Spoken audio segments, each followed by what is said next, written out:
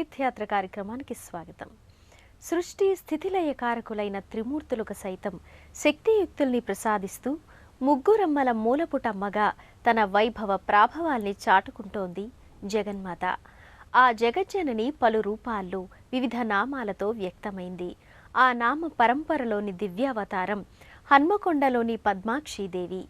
దేశంలో మరెక్కడా అమ్మవారు ఈ నామధేయంతో విలసిల్లదు. హనుమకొండలోని పద్మాక్షమ్మ ప్రత్యేకత ఇది. ఈనాటి తీర్థయాత్ర కార్యక్రమంలో ఈ ఆలయ విశేషాలను తిలకిద్దాం రండి.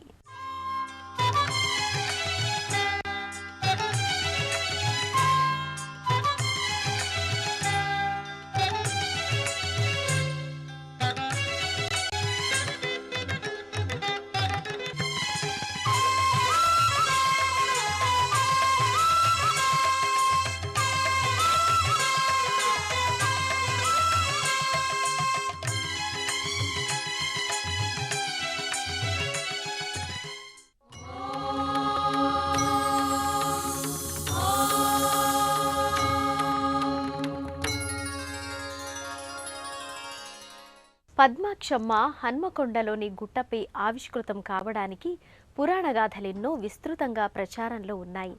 ఒకప్పుడు హన్మకొండను హనుమద్గిరి అని, సిద్ధులకొండ అని, సిద్ధేశ్వరమని వ్యవహరించేవారు. ఈ క్షేత్ర విశేషాలను బసవ పురాణంలోని సిద్ధేశ్వర చరితం 4వ ఖండం సవివరంగా ప్రస్తావించింది. వరంగల్ జిల్లా హన్మకొండ పట్టణ ప్రాంతంలో ఓ సమున్నత గిరి శిఖరంపై పద్మాక్షీదేవి కొలువుదీరి ఉంది.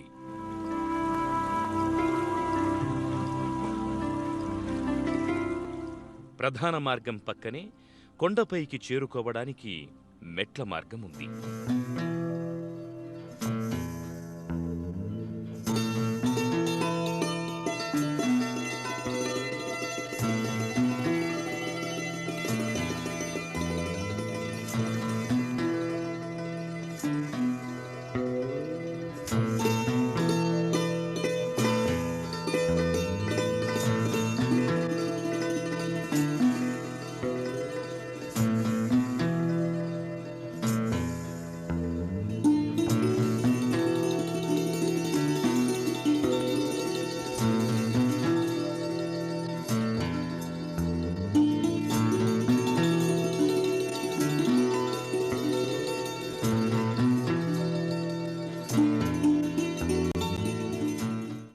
నల్లరాళ్లమయమైన గుట్టపై నుంచి ఆలయం అల్లంత దూరం నుంచి గోచరిస్తుంది. ప్రధానాలయ గోపురం స్థూపాకృతిలో ఉంటుంది.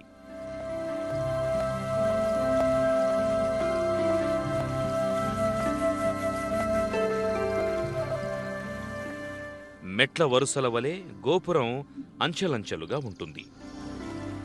గోపురం పైన కలశం, త్రిశూలం భాసిల్లుతుంటాయి. ఈ కొండపైనుంచి హన్మకొండ, వరంగల్, కాజీపేట పట్టణాలు సుదూరంగా కనిపిస్తుంటాయి.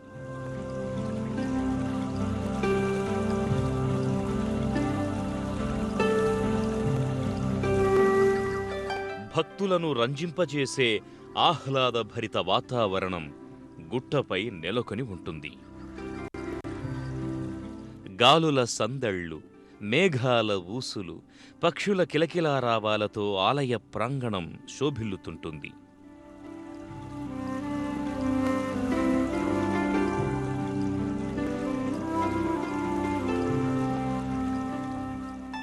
శిఖరం పైన ఉన్న మైదానంలో పెద్ద గుహ ఉంది.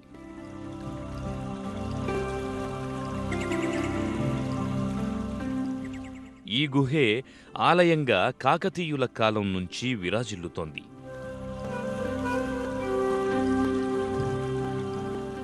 పద్మాక్షమ్మ గుట్టపైన మరో విశిష్టత ఉంది. ఒకప్పుడు ఈ ప్రాంతం జైన మతస్థులకు ప్రధాన కేంద్రంగా ఉండేది. అందుకే కొండలపై జైన తీర్థంకరుల మూర్తులు ఇక్కడ సర్వత్రా గోచరిస్తాయి.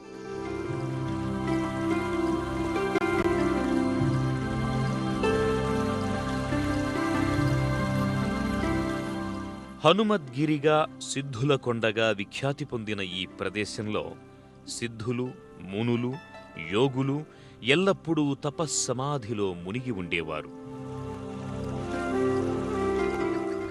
తమ ఆరాధన కోసం పార్వతీ పరమేశ్వరుల్ని అర్చావతార మూర్తులుగా ఏర్పాటు చేసుకోవాలనుకున్నారు వీరు. పరమేశ్వరుని గురించి ప్రార్థించారు. స్వామి ప్రత్యక్షమై సిద్ధుల కోర్కెను తెలుసుకున్నాడు. శక్తిహీనంతున ఈశ్వరా, సర్వశక్తిమయమైన జగన్మాత లేకుండా తానేమీ చెయ్యజాలనన్నాడు ఈశ్వరుడు. దాంతో మునులు అమ్మవారిని ప్రార్థిస్తారు. సుప్రసన్నమైన జగన్మాత తనని ప్రధాన దైవంగా పూజించాలని, తాను గుట్టపైన వ్యక్తమవుతానని, గుట్ట కింద భాగంలో పరమేశ్వరుడు సిద్ధేశ్వరుడిగా అవతరిస్తాడని చెబుతుంది. ఆ విధంగా సిద్ధేశ్వరిగా పద్మపత్రాయ నేత్రి పద్మాక్షి, జగదానంద స్వరూపుడు సిద్ధేశ్వరుడు ఒకే గుట్టపై అర్చావతార మూర్తులుగా వెలిశారు. హన్మకొండ పద్మాక్షి ఆలయానికి పురాణ ప్రాశస్తే కాదు, చారిత్రక యశస్సు కూడా నేపథ్యంగా ఉంది. కాకతీయులకు ఆరాధ్య దైవం పద్మాక్షమ్మ. కాకతీయ రాజైన మాధవవర్మకు పద్మాక్షి ఓ ఖడ్గాన్ని బహూకరించిందంటారు. కాకతీయ రాజుల్లో ప్రముఖులైన భూతరాజు, బేతరాజు, ప్రోలరాజు, రెండవ బేతరాజు, రెండవ ప్రోలరాజులు పద్మాక్షిని ఇలవేల్పుగా కొలుచుకున్నారు. మంత్రి ప్రగడ్డ ప్రేరణ వలన పద్మాక్షి గుట్ట జైన స్థావరంగా కూడా మారింది. 900 సంవత్సరాల పాటు ఓరుగల్లుని రాజధానిగా చేసుకుని పరిపాలించిన కాకతీయులు పద్మాక్షిని, సిద్ధేశ్వరుణ్ణి విశేషంగా కొలుచుకున్నారు. వారి కాలంలోనే ఈ గుట్ట ప్రఖ్యాత శక్తిధామంగా విరాజిల్లేది.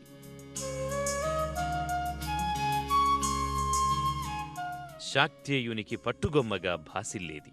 అయితే రెండవ బేతరాజు మంత్రి ప్రగ్గడ జైనమత అభిమాని. శాక్తేయునికి కేంద్రమైన పద్మాక్షి గుట్టను జైనుల ఆరాధ్య ధామంగా చెయ్యాలనుకున్నాడు.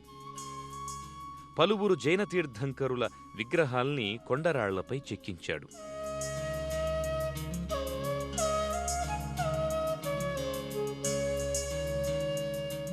అంతేకాదు, గర్భాలయంలో పద్మాక్షి చింతనే మహావీరుని విగ్రహాన్ని కూడా ఏర్పాటు చేశాడు.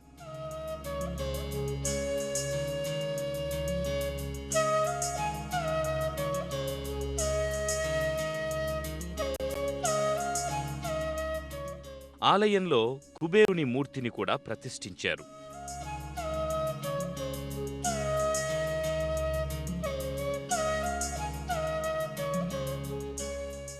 ఆలయ ముఖమంటపంలో, కొండబండలపై, ఆలయ ప్రవేశ మార్గంలో, ఇలా ఆలయ ఆవరణలో సర్వత్రా జైనమునుల విగ్రహాలు గోచరిస్తాయి.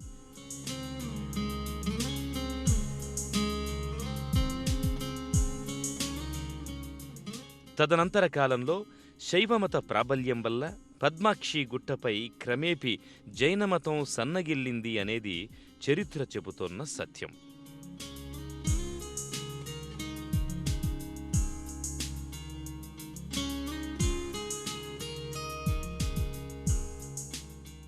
అలాగే గర్భాలయానికి వెలుపల ఇరువైపుల దుర్గారూపాలకు సంబంధించిన చిత్రాలున్నాయి.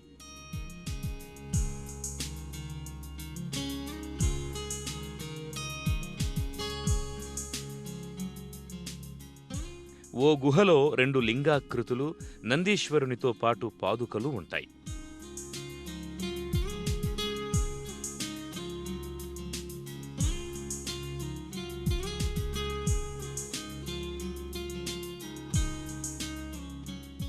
ఇదే గోడలపై ధ్యానముద్రాంకితులైన మునుల ప్రతిమలు గోచరమవుతాయి.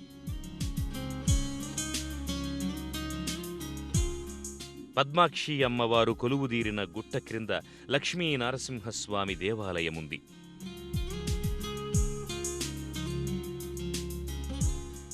ఈ స్వామిని భక్తులు క్షేత్రపాలకుడిగా ఆరాధిస్తారు.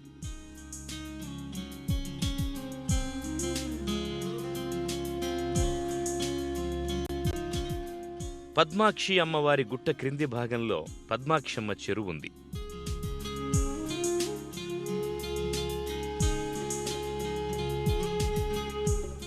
వరంగల్, హన్మకొండ, కాజీపేట ప్రాంతాలకు చెందిన మహిళా భక్తులు దేవీ శరన్నవరాత్రుల సమయంలో ఈ చెరువు దగ్గర బతుకమ్మను పూజిస్తారు.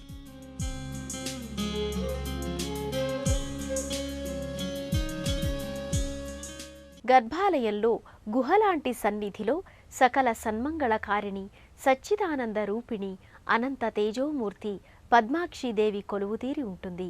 హరిద్రావర్ణ ముఖార విందంతో సర్వాలంకార శోభితంగా సమస్త లాంఛనాలతో అలరారుతుంది.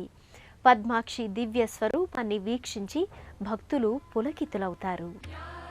కొండ రాతి గుహలో పద్మాసన స్థిత అయి కొయ్య మంటపంలో పద్మాక్షీదేవి విరాజిల్లుతోన్నది.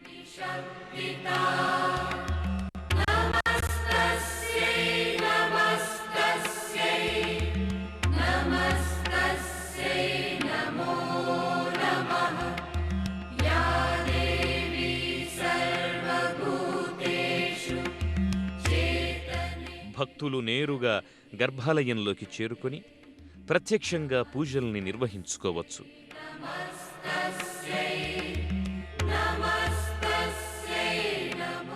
జీవకళ ఉట్టిపడే విగ్రహ సౌందర్యం వర్ణనాతీతం. సుప్రసన్న వదనంతో అభయవరద ముద్రలతో జగన్మాత ఆనందభరితంగా శ్రీకరంగా శుభకరంగా దర్శనమిస్తుంది.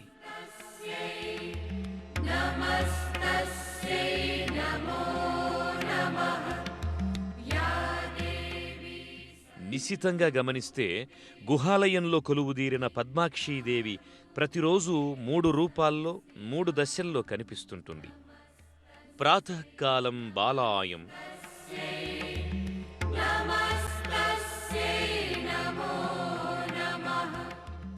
మధ్యాహ్నే యవ్వనే,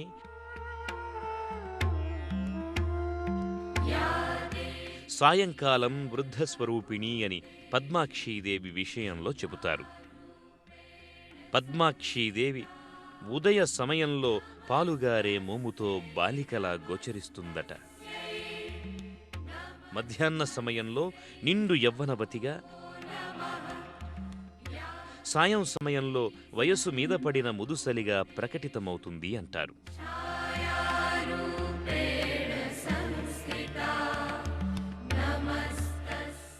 అయితే ఈ మార్పులు అమ్మవారి ముఖం మొత్తంలో కాక కేవలం చెక్కిళ్లలో గోచరిస్తాయి అంటారు. 900 సంవత్సరాల పాటు ఓరుగల్లుని రాజధానిగా చేసుకుని పరిపాలించిన కాకతీయులు పద్మాక్షిని విశేషంగా కొలుచుకున్నారు.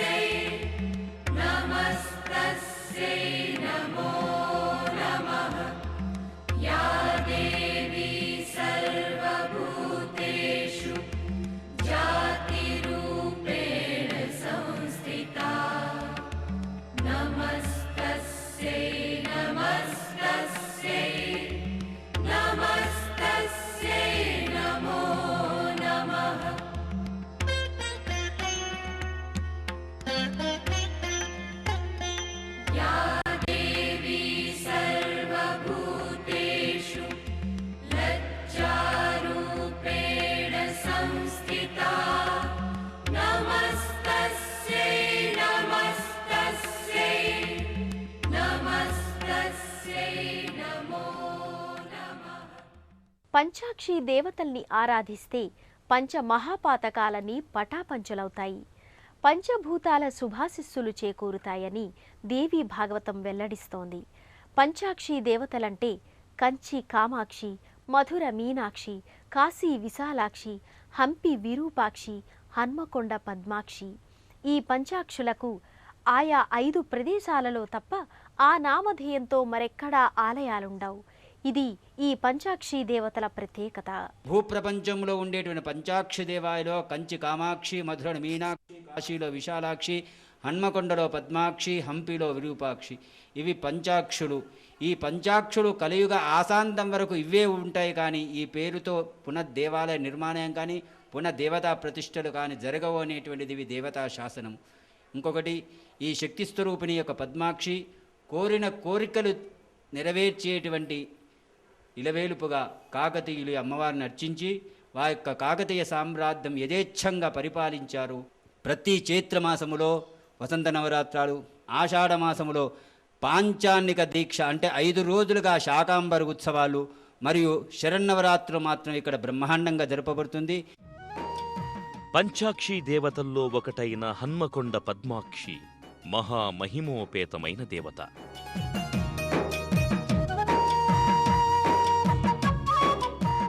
కొలిచిన వారి పాలిట చింతామణి.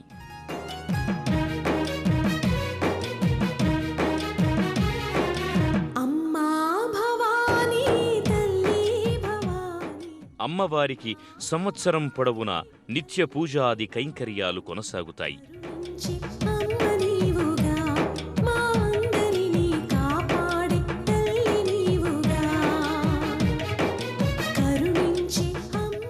ప్రతి శుక్రవారం అమ్మవారికి కుంకుమార్చనతో పాటు విశేష పూజల్ని నిర్వహిస్తారు.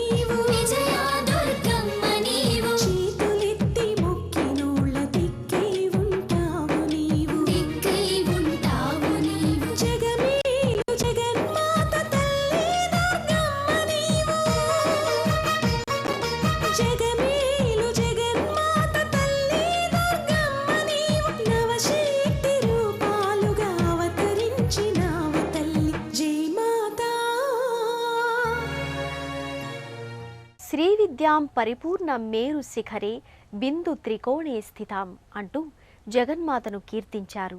సజ్జన సంరక్షణిగా, దుర్జన భయాపహారిగా జగన్మాత ఆదిపరాశక్తి పద్మాక్షి పద్మనయని పూజలందుకుంటోంది.